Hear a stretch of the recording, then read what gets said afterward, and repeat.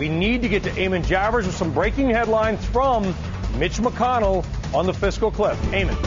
Hi, Brian. Well, we're getting a trial balloon here just within the past couple of minutes from Mitch McConnell. As you say, he's the Senate Republican leader responding now to the president's proposal of yesterday. McConnell telling the Wall Street Journal just within the past few minutes that what he'd like to see are some changes to entitlement programs. And particularly, he's floating the idea of means testing Medicare and Social Security. And what that means is that the rich would not be able to receive the same level of benefits that the poor would from those programs. That would save some money. He would also like to see some retirement age extension. Obviously, both very controversial in Democratic circles, but McConnell saying that is the price that Republicans are going to demand if they're going to talk about new tax revenue. Now, speaking of new tax revenue, we just saw President Obama in Pennsylvania at a campaign-style rally, touring a toy factory and then making a speech. President Obama saying that this is all about the Republicans holding the country hostage on behalf of tax cuts for the rich. Take a listen to the president earlier today. What's riding on this debate? This is too important to our economy. It's too important for our families to not get it done. And it's not acceptable to me, and I don't think it's acceptable to you, for just a handful of Republicans in Congress to hold middle-class tax cuts hostage simply because they don't want tax rates on upper-income folks to go up.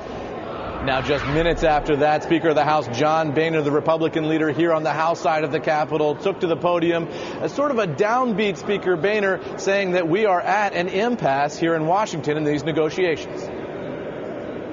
No, there's a stalemate. Well, let's not kid ourselves.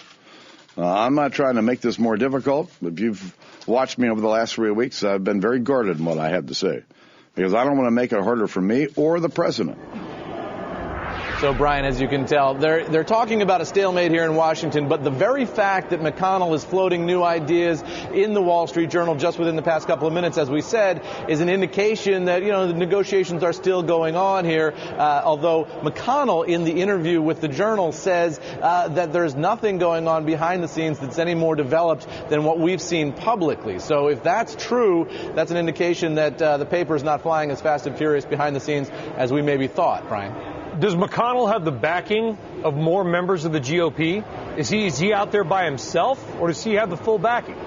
No, he has the full backing, but generally speaking, Republican members of the Senate are seen by their Republican House colleagues as a little squishy. The House guys are a little bit more willing to go to the hard line. In the Senate, these are people who represent entire states, not just small congressional districts, and so they have to be a little bit more broad-minded, and so therefore they tend to push them ideologically toward the center. So McConnell does lead his caucus, but Republican senators generally would be a little bit more moderate than their Republican House colleagues. Yeah, isn't it funny? Higher taxes, means testing perhaps, all the things that may disproportionately hit the blue states that overwhelmingly voted for Obama.